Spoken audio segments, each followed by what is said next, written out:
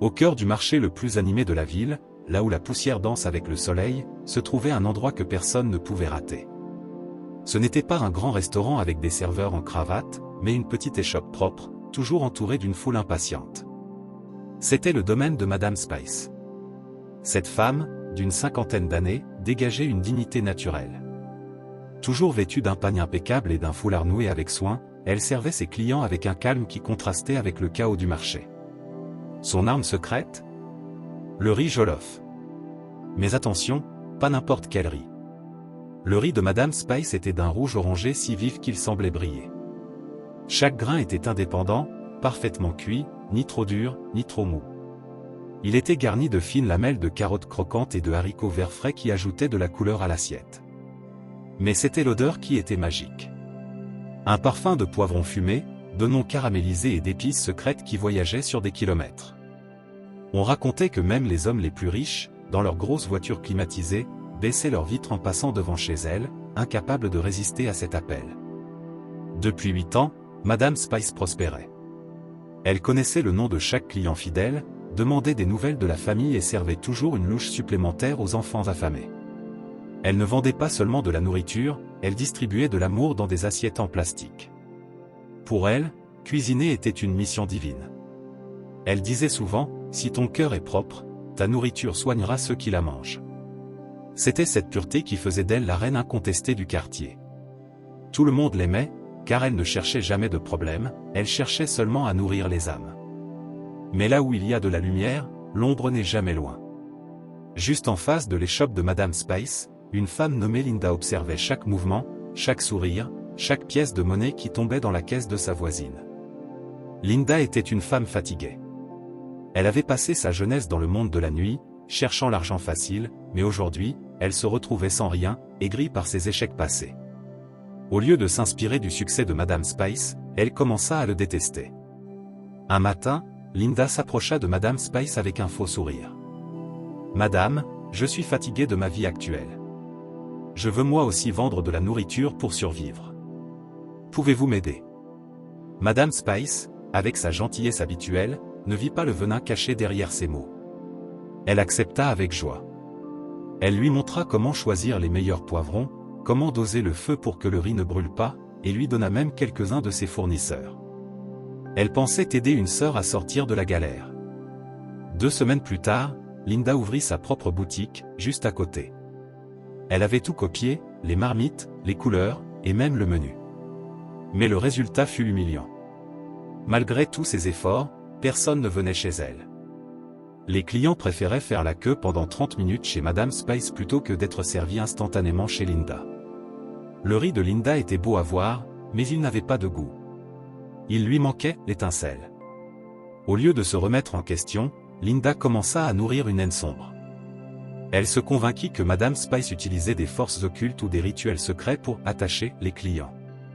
La jalousie devint une maladie qui rongeait son esprit jour et nuit. Linda devint obsédée. Elle passait ses nuits cachée dans l'ombre, espionnant Madame Spice lorsqu'elle préparait ses ingrédients pour le lendemain. Elle espérait la surprendre en train de faire un sacrifice ou de verser une potion magique dans son riz. Mais elle ne voyait que Madame Spice qui chantait des cantiques ou qui priait avant de commencer son travail. Cette simplicité rendait Linda folle de rage. « Ce n'est pas possible !» criait-elle dans son cœur. « Elle doit cacher quelque chose. » Frustrée de ne rien trouver, Linda décida de passer à l'attaque. Si elle ne pouvait pas avoir le succès de sa rivale, elle allait détruire le sien.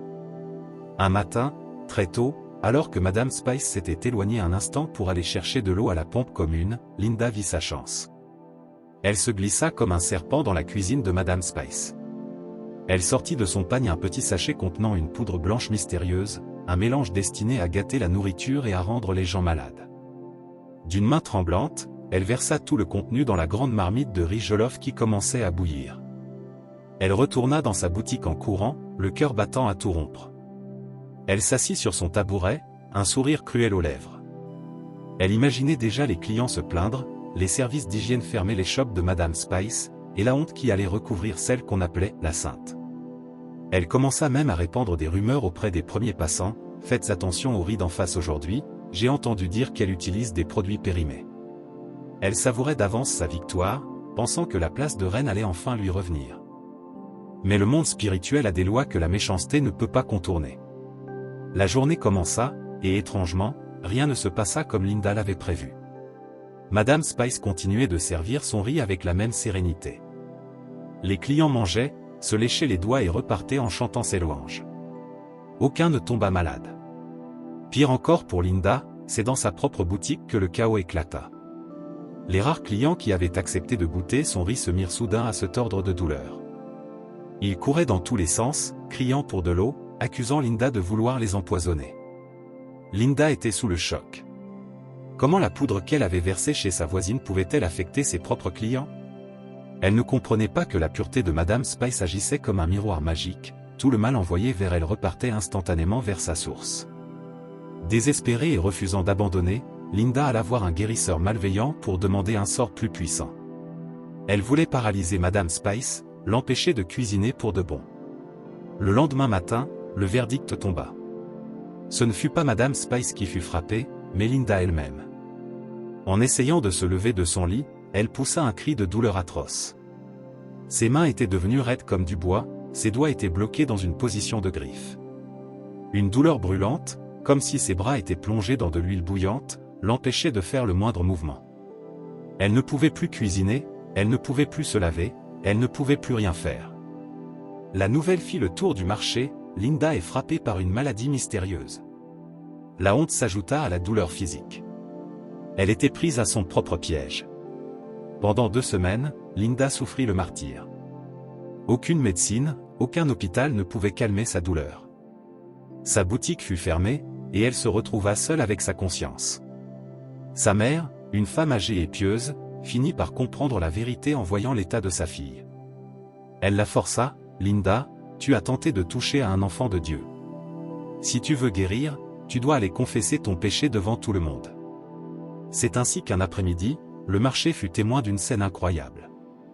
Linda, portée par 2 membres de sa famille car elle pouvait à peine marcher, arriva devant l'échoppe de Madame Spice. Elle tomba à genoux dans la poussière, les larmes coulant sur son visage marqué par la souffrance. Devant les clients médusés et les autres commerçants, elle cria sa honte, « Pardonnez-moi. J'ai essayé de gâter le riz de cette femme. J'ai versé de la poudre dans sa marmite. J'ai payé pour lui envoyer la maladie. Mais Dieu m'a frappé moi-même. » Le silence tomba sur le marché. Tout le monde s'attendait à ce que Madame Spice explose de colère ou demande que Linda soit jetée en prison. Mais Madame Spice fit quelque chose de surprenant. Elle s'approcha de Linda, l'aida à se relever et lui donna un verre d'eau. Elle dit simplement d'une voix douce, « Linda, mon riz n'a pas de secret. Mon secret, c'est que je ne souhaite de mal à personne. Le mal ne peut pas entrer là où il n'y a pas de porte ouverte. Je te pardonne. » À l'instant même où ces mots furent prononcés, la douleur de Linda commença à s'estomper. Elle retrouva l'usage de ses mains. Elle quitta le quartier le lendemain, incapable de supporter les regards, et retourna dans son village pour recommencer une vie humble. Madame Spice, elle, est restée la reine. Son riz jollof est plus célèbre que jamais. Son histoire rappelle à chaque commerçant que la jalousie est un poison que l'on boit en espérant que l'autre meure. La pureté triomphe toujours, et le succès durable ne se construit jamais sur les ruines d'autrui.